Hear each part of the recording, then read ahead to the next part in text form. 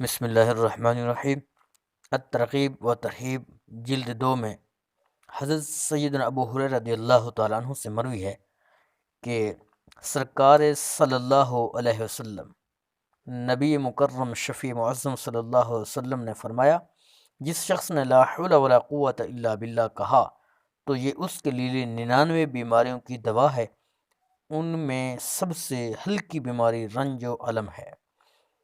تو اس سے معلوم ہوا کہ یہ وہ دعا ہے جو رنج و الم سے لے کر بڑے بڑے موذی امراض کے لیے بہترین دوا ہے۔ اس دعا کو چلتے پھرتے، اٹھتے بیٹھتے ہر وقت کثرت سے پڑھیں، انشاءاللہ عز و جل اللہ رب العزت کا کرم ہوگا۔ اور اس کا دوسرا دنیاوی فائدہ یہ ہے کہ نعمتیں اس کے پاس اس دعا کے صدقے باقی رہیں گی۔ اللہ پاک ہم سب کو عمل کی توفیق عطا